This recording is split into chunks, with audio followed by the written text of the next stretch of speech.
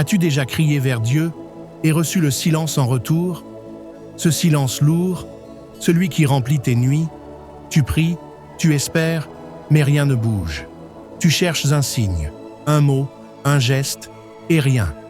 Tu te dis peut-être, Dieu m'a oublié. Et pourtant, non.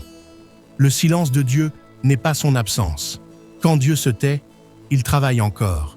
Le ciel peut sembler immobile, mais crois-moi, les mains de Dieu ne se reposent jamais. Tu vois, la Bible regorge d'histoires de silence. Job, par exemple, il a tout perdu. Famille, santé, richesse. Il crie vers Dieu. Mais le ciel reste muet. Jusqu'à ce que, soudain, Dieu lui parle, le relève et lui redonne le double de ce qu'il avait. Ce silence, c'était la salle d'attente de sa restauration. David, ce roi au grand cœur, a lui aussi crié « Jusqu'à quand, Éternel ?» Mais il finit son psaume par « Je me confie en ta bonté ». Il a appris que la présence de Dieu ne dépend pas du bruit, mais de la foi. Et Joseph, 13 ans de silence, une injustice après l'autre. Mais c'est dans cette obscurité que Dieu formait un cœur prêt à diriger, à sauver. Et Jésus, sur la croix, a connu le plus profond silence. « Mon Dieu, pourquoi m'as-tu abandonné ?» Ce silence-là n'était pas un abandon, c'était une orchestration. Pendant que le ciel se taisait, le salut du monde prenait vie. Le silence de Dieu n'est pas une punition, c'est un plan. Dieu se tait parfois pour t'enseigner à écouter autrement. Quand il se tait, il forge ce que le bruit ne peut pas construire. Il fait mûrir ta foi. Il affine ton caractère. Il prépare ce que tu ne serais pas encore prêt à recevoir maintenant.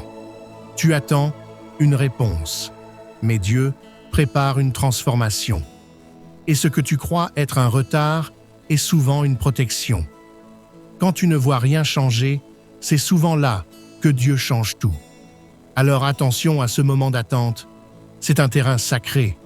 Ne te compare pas à ceux qui semblent avancer plus vite. Ne doute pas de ton appel. Dieu n'a pas changé de plan. Ne te déconnecte pas. Ce n'est pas parce qu'il est silencieux qu'il est absent. Et surtout, ne remplis pas le vide avec d'autres voix. Reste connecté à la sienne, même si elle semble muette. Regarde, une graine ne fait pas de bruit quand elle germe. Elle meurt d'abord, dans le noir, avant de percer la terre. Ton silence, c'est peut-être ta germination. Un jour, ce sera ta floraison. Continue. Rends grâce, même sans comprendre, même quand tu n'en peux plus. Prier dans le silence, c'est dire « Seigneur, je ne te vois pas, mais je crois ». Reste fidèle dans les petites choses. Dieu parle souvent au cœur qui persévère sans spectacle. Entoure-toi de gens qui croient encore, même quand tout semble éteint, et relis tes témoignages.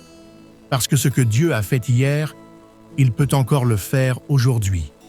Frère, sœur, ce soir, je veux te dire cela. Dieu n'a pas arrêté d'agir. Pendant que tu patientais, il préparait. Pendant que tu pleurais, il dessinait ton futur. Pendant que tu doutais, il plaçait les bonnes personnes au bon moment dans ton histoire. Alors relève-toi. Tu n'es pas oublié. Le silence de Dieu est souvent le prélude d'une grande révélation. Tu verras bientôt ce qu'il faisait quand tu pensais qu'il ne faisait rien.